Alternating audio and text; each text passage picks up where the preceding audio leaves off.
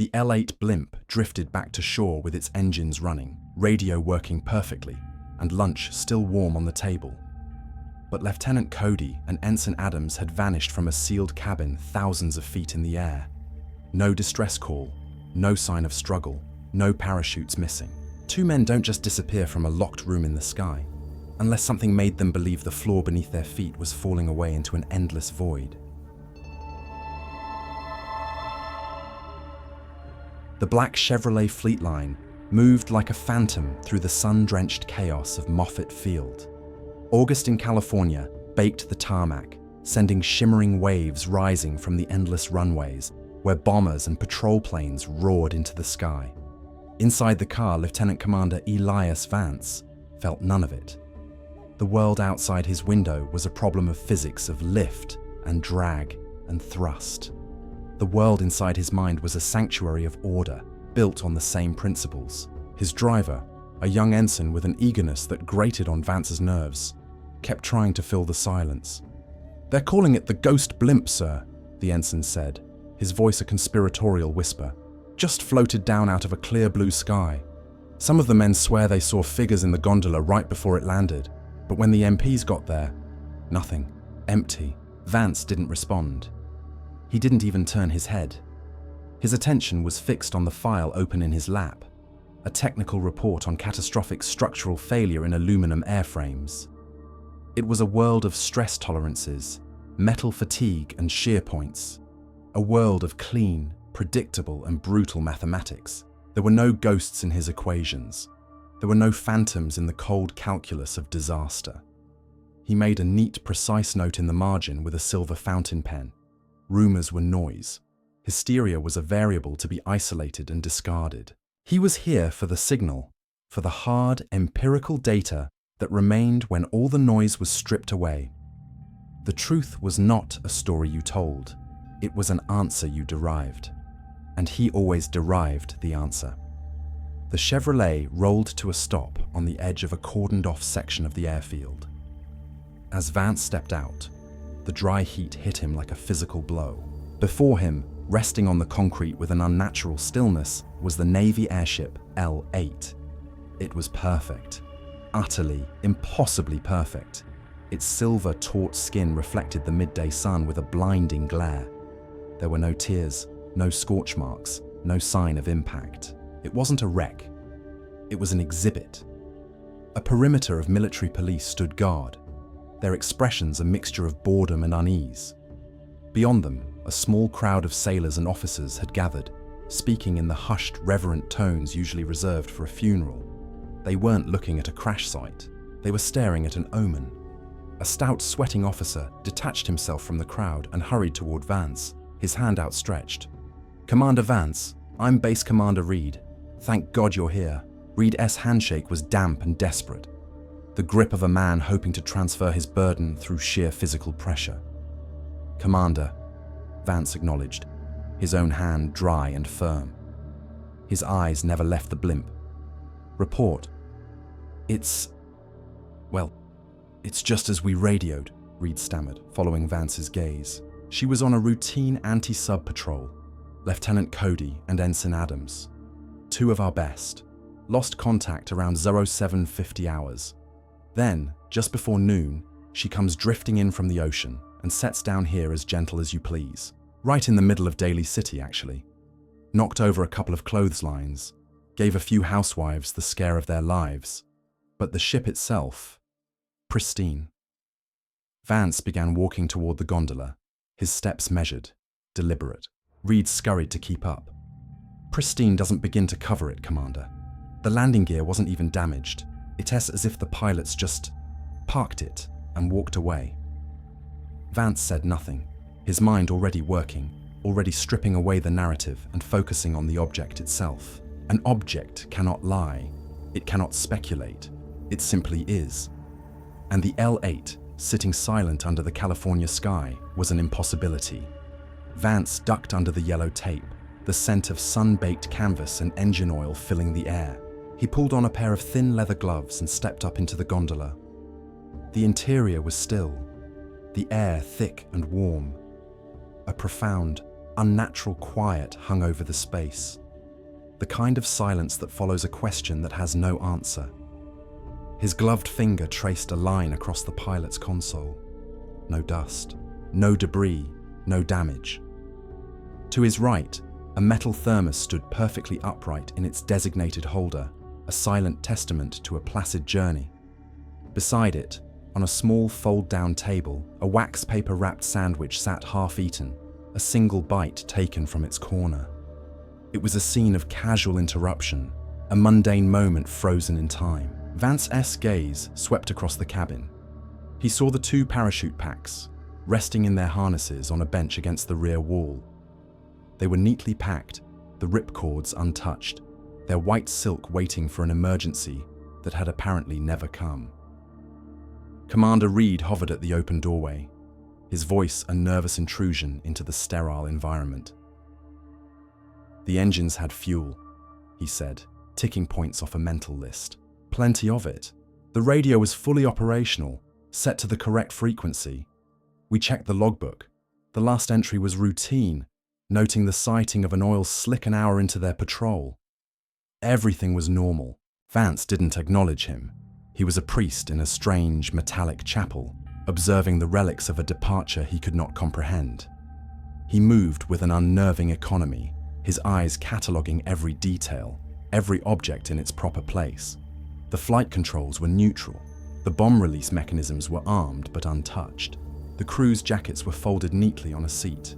This wasn't just a lack of damage. This was a presence of order. It was a violation of logic. An aircraft does not land itself.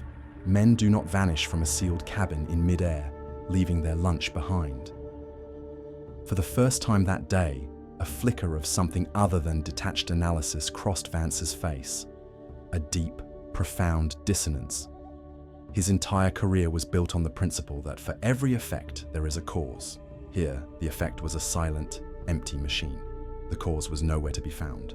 Back in the stale, wood-paneled confines of the base commander's office, Reed paced like a caged animal. The afternoon sun streamed through the blinds, striping the room with bars of light and shadow.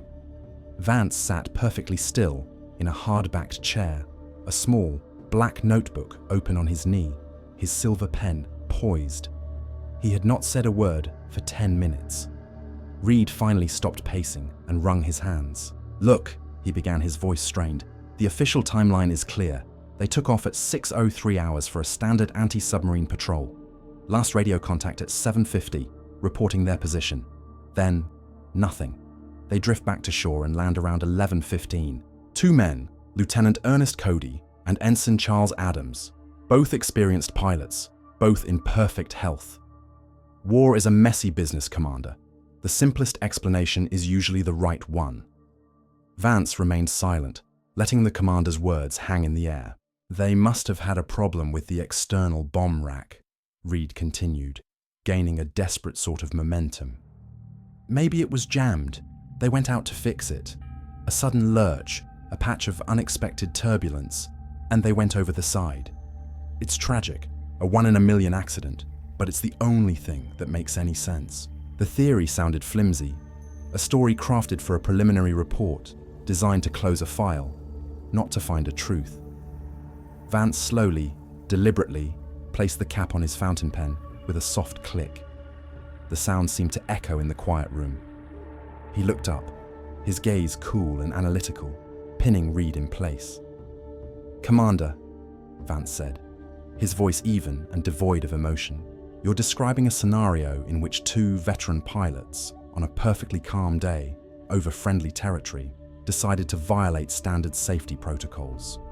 You're suggesting that both men simultaneously unclipped their safety harnesses, which are mandatory for any external checks, and opened the main cabin door, a procedure that requires 2 hands and significant effort. You're suggesting they did all this without radioing in a distress call, despite having a perfectly functional radio.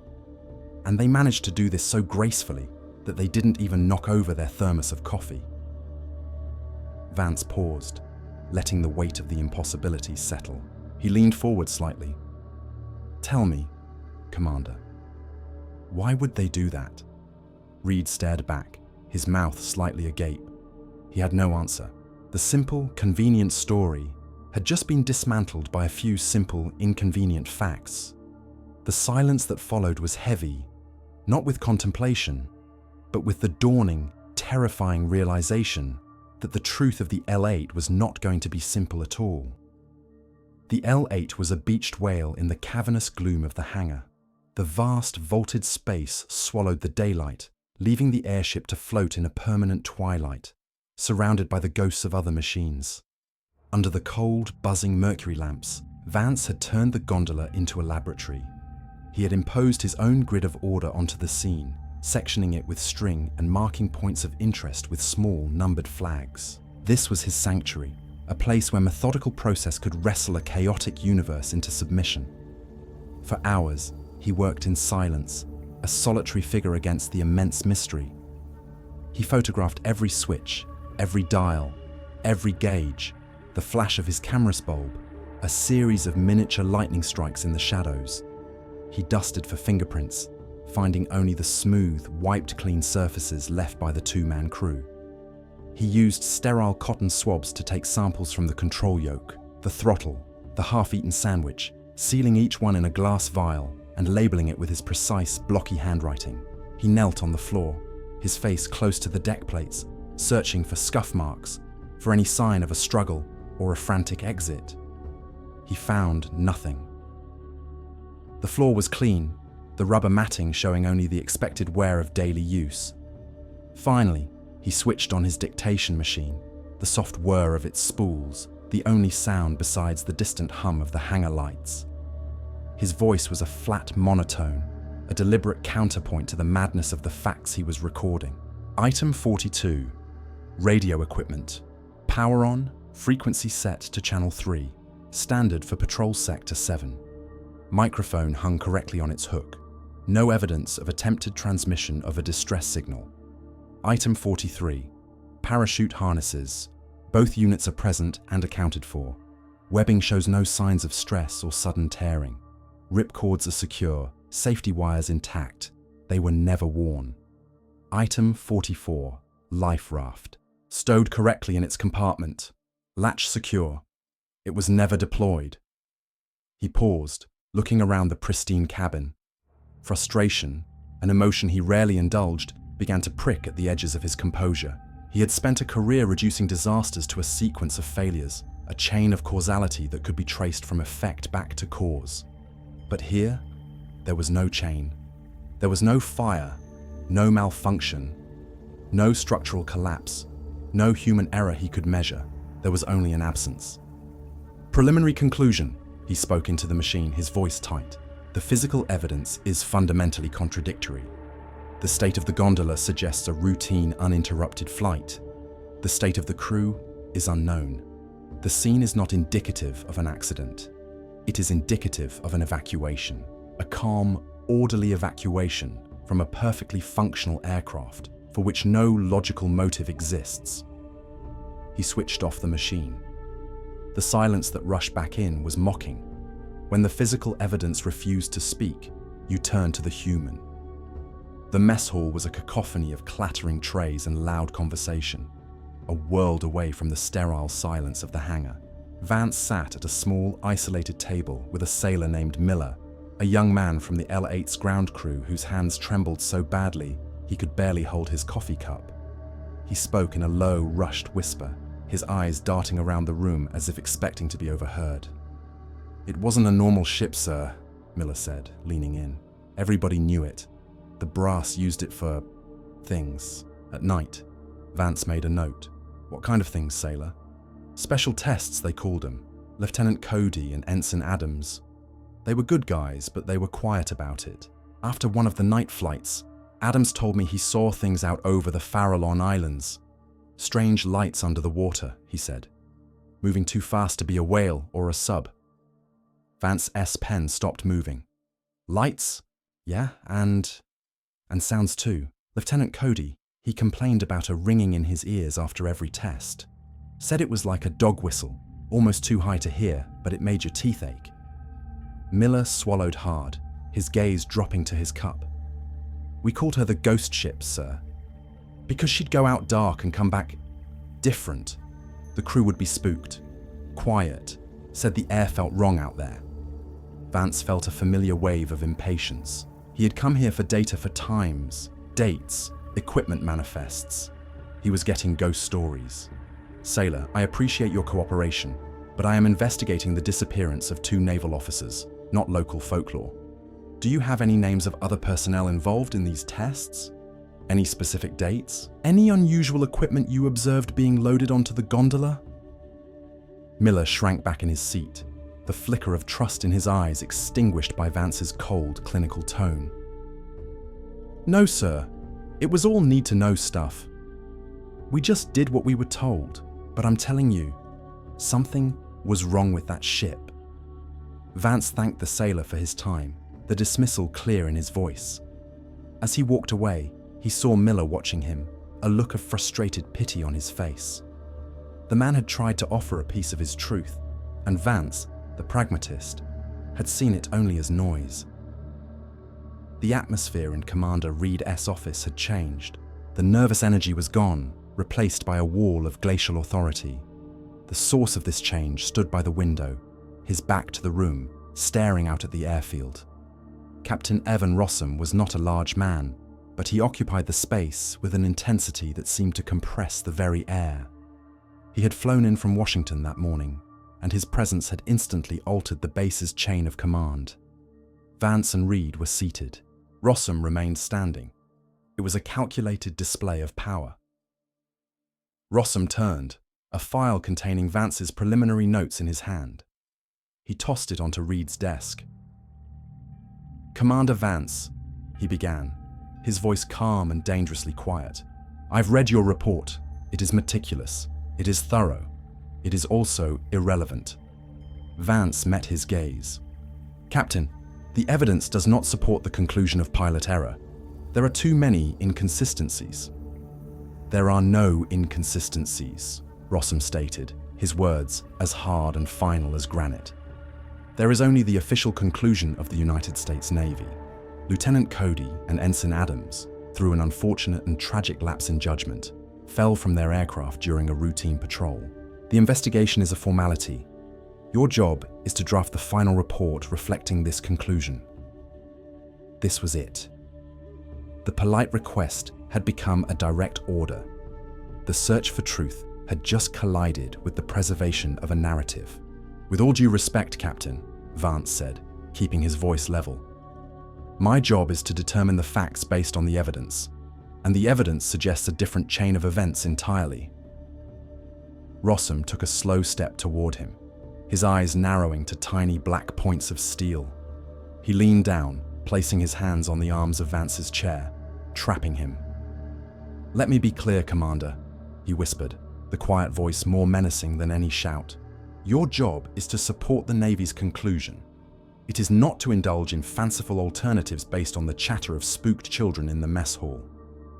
You will file the report as instructed, or I will find an investigator who understands the difference between a mystery and a military directive. Am I understood? The threat hung in the air, unspoken but absolute. His career, his reputation, his future in the Navy, it was all on the line. Sleep was a luxury Vance could not afford. The conversation with Rossum played over and over in his mind, a loop of veiled threats and stonewalling. Frustration had now curdled into a cold, determined anger. He slipped out of his temporary quarters and made his way back to the immense, silent hangar. The L-8 was waiting for him, a silver question mark in the darkness. He needed to look again. He needed to find the one detail he had missed, the one piece of physical data that Rossum couldn't dismiss as fanciful. He switched on a single, harsh work lamp, its beam cutting a stark white circle in the gloom, and climbed back into the gondola. The space felt different at night, more like a tomb. He went straight for the flight logbook, resting on the navigator's table. He had examined it before, but under pressure, the human eye can be lazy. Now he scrutinized it with renewed intensity. The last entry was just as Reed had described. Zephson 42, sighted oil slick, bearing 290, no enemy contact. The handwriting was Cody's, calm and steady. Vance ran his gloved finger over the entry.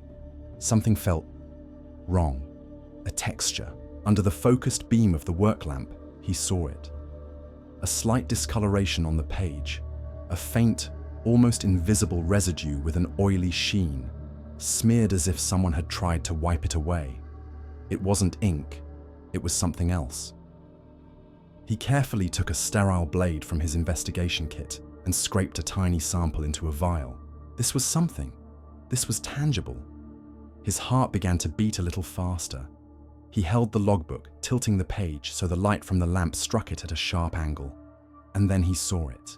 On the page underneath the final entry, there were faint indentations, the ghostly impression of a word that had been written so forcefully on the top sheet that it had been embossed into the paper below. The original word had been carefully, meticulously erased. The oily residue a byproduct of the solvent used, but the pressure marks remained. He angled the book again and again, his breath held tight in his chest, until the letters resolved themselves from the faint shadows. It was one word, Chimera. The word sat alone in the center of the page in his notebook, a stark, black monument to a buried secret, Chimera. In the Spartan quiet of his temporary quarters, the single word was louder than any of Rossum's threats. On the small desk beside the notebook lay the official file for the L-8, its cover stamped with a clear directive from Commander Reed, echoing Rossum's order. Final report to conclude pilot error. Duty versus truth. For his entire career, they had been one and the same. His duty was to the quantifiable, verifiable truth of engineering and physics. The Navy had always rewarded him for it. Now the institution demanded he betray his own principles, that he sign his name to a lie. He could feel the shape of his future, a quiet, respectable career, steady promotions, a comfortable retirement, all built on the foundation of this single, deliberate falsehood. All he had to do was write the report, close the file, and forget the impossible silence of the gondola, forget the oily residue on the logbook, forget the word. He stood up and walked to the window, staring out into the darkness of the naval base. The truth had a gravity of its own. It pulled at you, demanding to be acknowledged. To ignore it was to live a life out of alignment, a constant, low-grade betrayal of the self. He had seen what that did to men. It made them hollow. He thought of Cody and Adams, two good men who had vanished into the clear blue sky. They deserved better than to be a convenient fiction in a file. His decision was made. It wasn't a dramatic, soul-tearing moment. It was quiet, firm, and absolute. He turned from the window, walked back to the desk, and picked up the official L-8 file. He didn't tear it or throw it. He simply opened his briefcase and placed it at the very bottom, beneath his other papers, burying it. Then, he took out a fresh, untouched notebook. He opened it to the first page, uncapped his silver pen, and wrote 2 words at the top: Project Chimera. He underlined them twice. He was no longer a naval investigator following orders. He was a man with a question, and he would follow it to its end, wherever that might be. Finding Petty Officer Cohen was not difficult. Vance found him the next morning near the barracks, working on the engine of a jeep, his hands black with grease, but his movements precise and economical. He was younger than Vance had expected, with sharp, intelligent eyes that were wary and old beyond his years. He was the friend of Ensign Adams, one of the Vanish pilots. Vance knew that a direct, authoritarian approach would be met with a wall of silence. The loyalty of enlisted men to their own was a force stronger than any rank. So Vance didn't lead with his title. He led with the mystery itself. "Petty Officer Cohen," he began, his voice calm and even. Cohen looked up, his expression guarded, wiping his hands on a rag. "I'm Lieutenant Commander Vance. I'm investigating the loss of the L-8. Cohen's face hardened. "I heard. They're calling it pilot error. A real shame." The sarcasm was thick enough to cut with a knife. "That's the official story. Vance agreed, meeting his gaze. It's not mine. He reached into his briefcase and pulled out a photograph, a stark, black and white print of the L-8's gondola, taken the day before. It showed the upright thermos, the half-eaten sandwich, the untouched parachutes. He held it out to Cohen. I'm a mechanic of a sort. You're a mechanic. We believe in what we can see and touch. So you tell me, does this look like an accident to you? Cohen took the photograph. His eyes, so full of suspicion a moment ago, now narrowed in concentration. He studied the image, his professional expertise overriding his distrust. He saw not just a scene, but a system in perfect working order. He traced the edge of the console with his thumb, his mechanic's mind cataloguing the impossible placidity of the scene. He looked up at Vance, and for the first time, the wall was gone. In its place was a flicker of shared understanding, the connection between two men who believed in evidence over narrative. No, sir, Cohen said, his voice low and firm. It doesn't. It looks like the whole world went quiet. The barracks room was small and smelled of saltwater soap and machine oil. It was a private space, and Cohen's invitation to enter was an act of profound trust.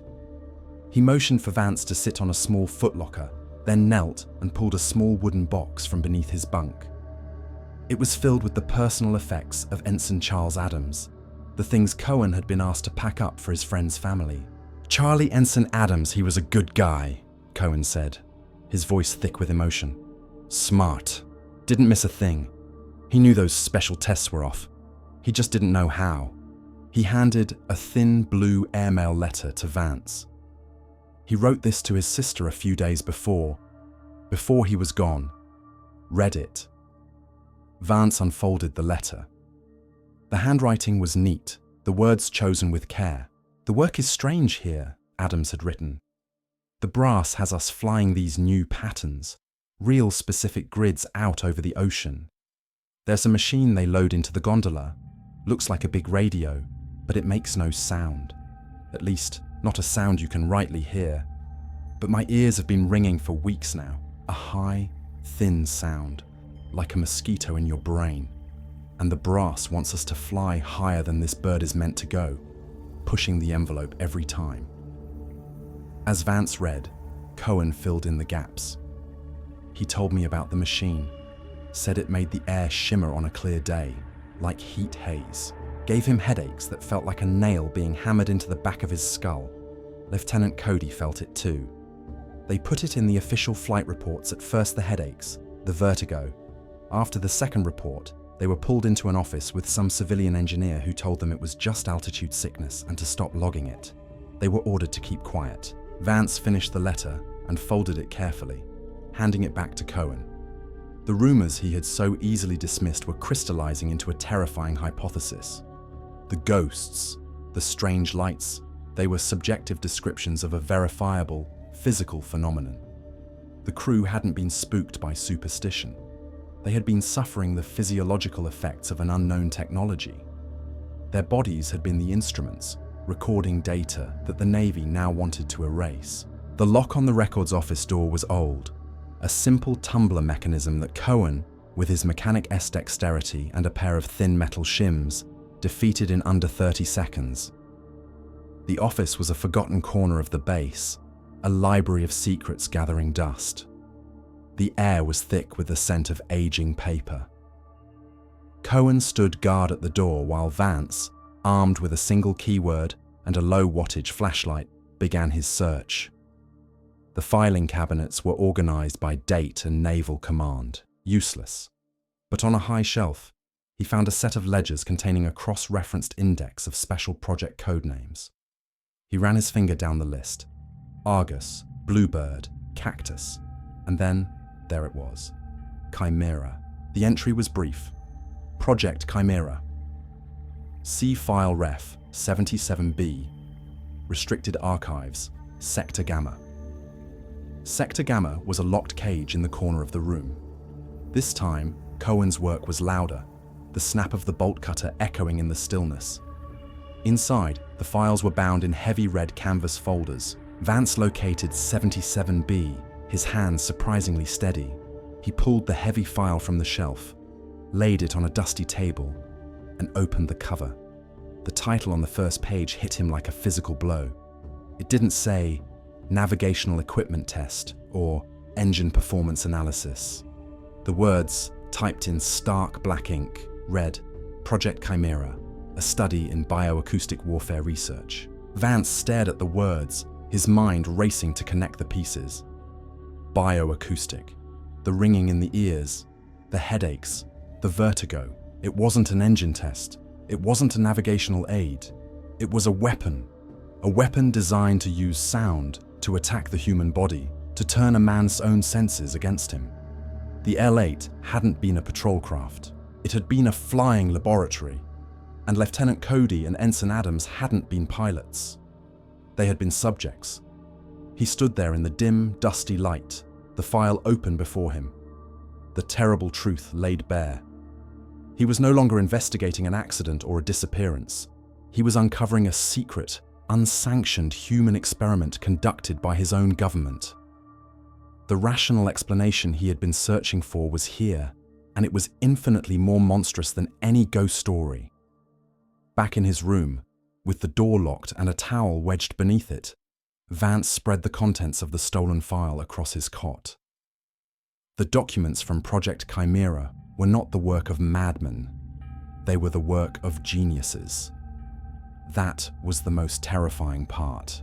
The pages were dense with complex equations, intricate schematics of resonant cavities and magnetron arrays, and clinical, dispassionate reports on the effects of high-frequency, low-amplitude sound waves on living tissue.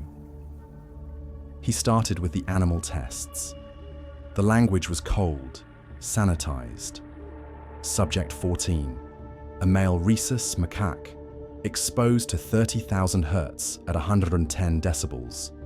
Onset of acute disorientation observed at 90 seconds. Subject exhibits compulsive circling behavior and loss of motor control.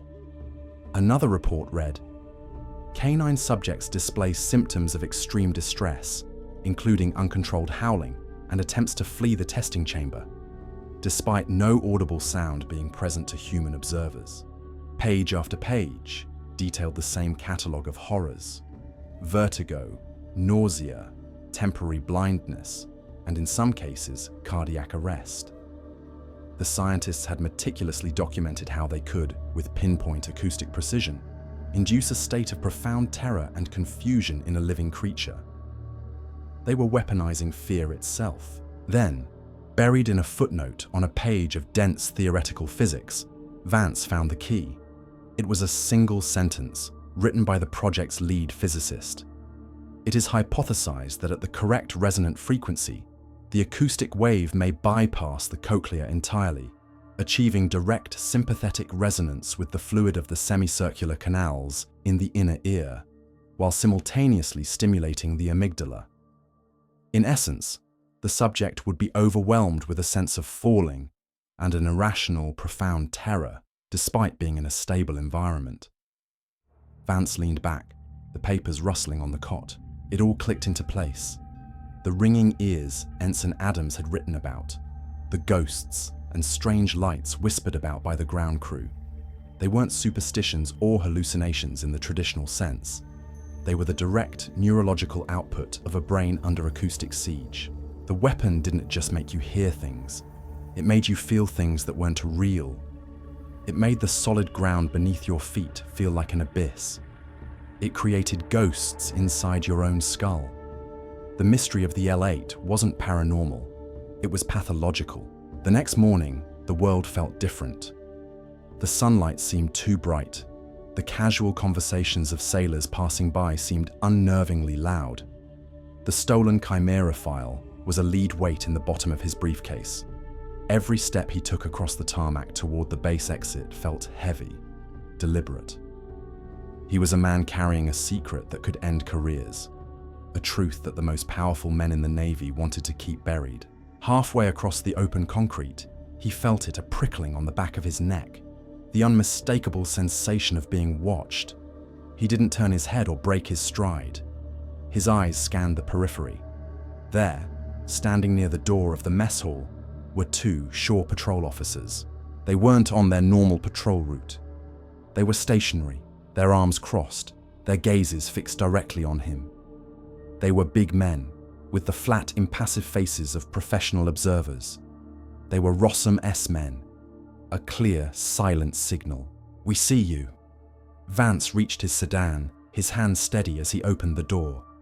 He slid inside, placed the briefcase on the passenger seat, and started the engine. As he pulled away, he glanced in the rearview mirror. A nondescript black Plymouth sedan, which had been parked 50 yards away, pulled out and fell in behind him. Maintaining a professional distance, the game had changed. This was no longer just an investigation. It was a manhunt, and he was the prey. The institution wasn't just pushing back anymore. It was closing in, its invisible walls tightening around him with every passing moment. He didn't go back to his quarters. He drove to a deserted stretch of coastline, the grey Pacific churning under a sky the colour of slate. With the engine off and the Plymouth parked 100 yards behind him, he sat and let the pieces assemble in his mind. He closed his eyes, and the final moments of the L-8 played out before him like a film. He saw Lieutenant Cody and Ensign Adams, comfortable in their gondola, gliding through the clear morning air. The sea is calm below. The patrol is routine, boring even. Then, back in the cabin, the device the Chimera silently activates for its field test. At first, it's nothing. Then, Cody frowns. He touches his ear. The high, thin whine begins, the sound that isn't a sound. He feels a pressure building behind his eyes. Adams sees the look on his partner's face and asks if he saw right. But as he speaks, the world tilts violently. The floor of the gondola, so solid a second ago, now feels like it's dropping away beneath him. A wave of pure, unreasoning vertigo washes over him. He clutches his head, his knuckles white. Cody, seeing Adams suddenly cry out in pain, thinks his co-pilot is having a stroke or a seizure. He unbuckles his harness to help him, a reflex born of instinct and training. But as he stands, the full force of the acoustic wave hits him. He is struck by an overwhelming physical sensation of falling, a primal terror that screams at his brain that he is tumbling into an endless void. He stumbles sideways, disoriented, his arms flailing for purchase on a world that has lost all meaning. His shoulder slams into the main cabin door latch. The lock gives way. The door swings open, revealing the empty blue sky and the churning ocean thousands of feet below. To the two men, already lost in a neurological storm of agony and vertigo, the open door is no different from the floor or the walls. There is no up or down. There is only the falling, the terror, the desperate, confused struggle to make it stop. In their panicked, unthinking state, they tumble through the opening.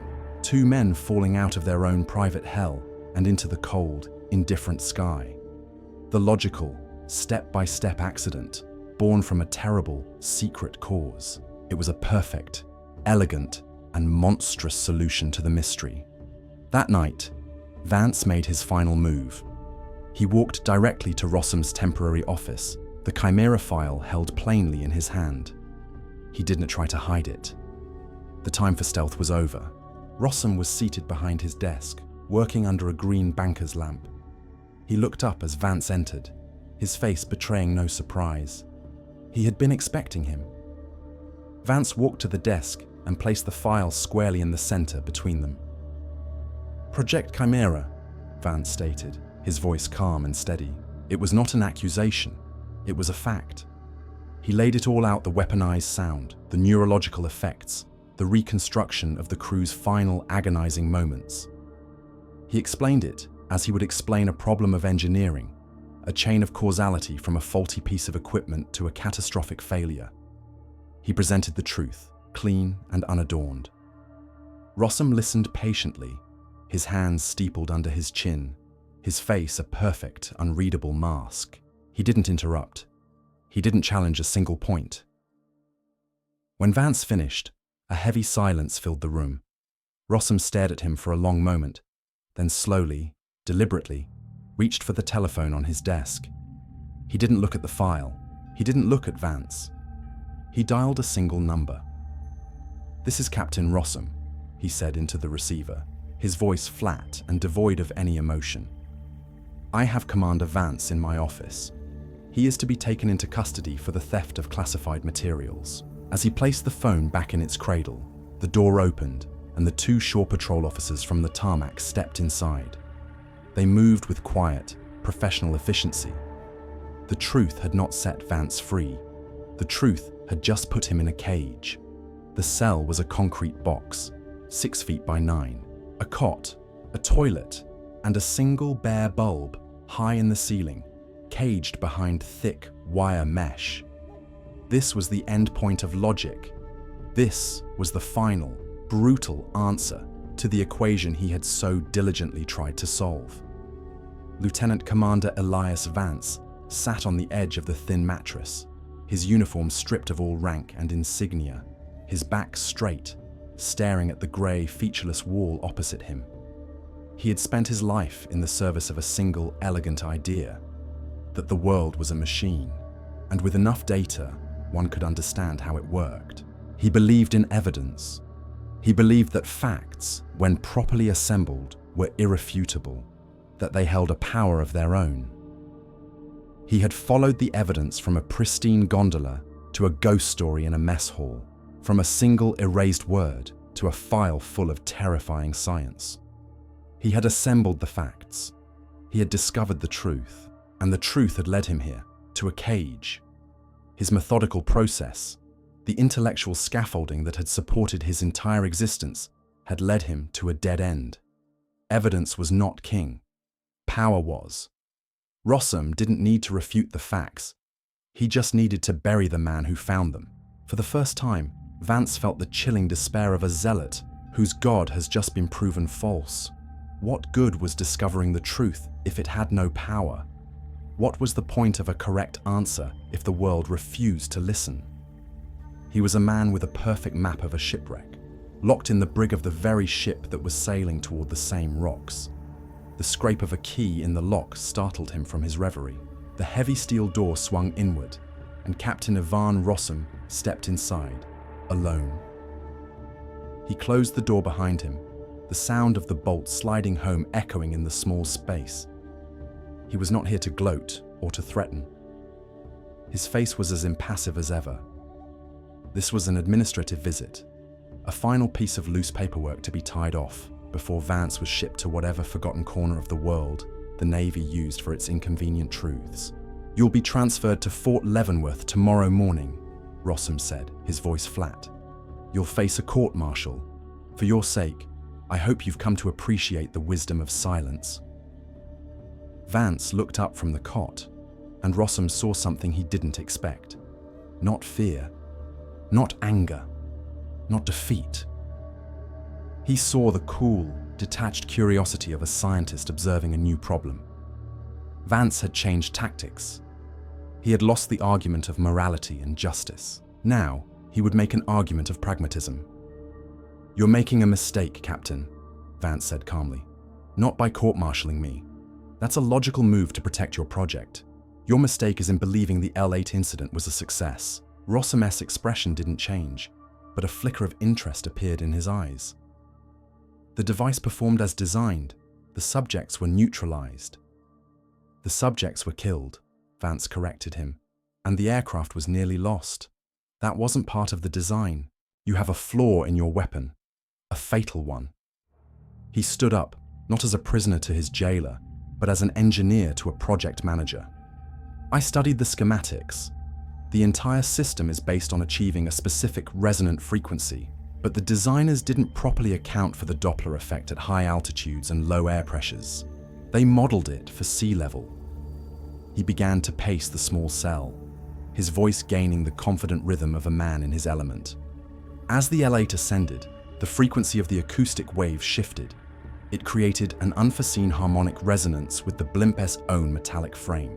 That's what caused the shimmering air Ensign Adams described. The device wasn't just attacking the crew, it was vibrating the entire airship apart on a molecular level. Cody and Adam's falling out was an accident. They saved you. If they had remained in the gondola for another 10 minutes, the resonance cascade would have torn the L-8 from the sky. The next time you use it at altitude, you want to get a ghost ship back. You'll get a fireball and a field of debris, and your entire billion-dollar secret will be scattered across the Pacific for anyone to find. He stopped, standing directly in front of Rossum. He wasn't pleading for his life. He was submitting a technical report. He was offering a solution. Your weapon doesn't just kill the crew, Vance concluded. It kills the plane, and you'll keep killing pilots and losing aircraft until you fix the modulation coil. But to do that, you have to admit, I'm right. Rossum stared at him, the silence stretching for a full minute. Vance had laid a perfect trap. He had appealed not to Rossum's conscience, but to his ambition. A failed weapon system was a stain on a career. A dead-end project cost money and prestige. Vance had given him a way to save his project, but the price was acknowledging the validity of the very truth he was trying to bury. The world moved on, in a series of silent, disconnected moments. In his office, late at night, Captain Rossum sits alone, the Project Chimera file open before him. His face is illuminated by the green glow of his desk lamp as he studies the schematic for the modulation coil, his finger tracing the lines Vance had described. A clerk in a records office takes a heavy rubber stamp and brings it down on the cover of the official L-8 investigation file. In thick red letters, it now reads, "Lost at sea, cause unknown." The file is closed and sent to a deep archive. A teletype machine in a secure laboratory in the New Mexico desert chatters to life. A priority wire is coming in from the Department of the Navy. It's a highly technical memo, its subject line reading, "Project Chimera, immediate revisions to frequency modulation, coil required." On a bright, windswept tarmac, Elias Vance, dressed in a simple officer's uniform with no rank, no medals, and no insignia, walks up the ramp of a C-47 transport plane. He doesn't look back. The plane's propellers spin to life, and it taxis toward the runway, destined for the northernmost edge of the world. Months later, the wind blows cold and relentless across the grey, volcanic rock of an outpost in the Aleutian Islands. Here, at a forgotten weather station, Vance stands at a rusted railing, a cup of hot coffee steaming in his hands. He watches the fog roll in from the Bering Sea, swallowing the world in a blanket of white. His career is over. His name is a footnote in a buried file. He is an exile. He found the logical explanation for the impossible event. He had held the truth in his hands. He had even, in his own way, used it to save the lives of the men who would have followed Cody and Adams into that acoustic storm. He won the battle for the facts, but he had lost the war for the narrative. He took a slow sip of his coffee, his face calm, his eyes clear. The world was not irrational, he now understood, but its institutions were. And true understanding didn't come from just solving the puzzle, it came from surviving the consequences. He had survived. And in the cold, silent truth of the northern fog, that would have to be enough.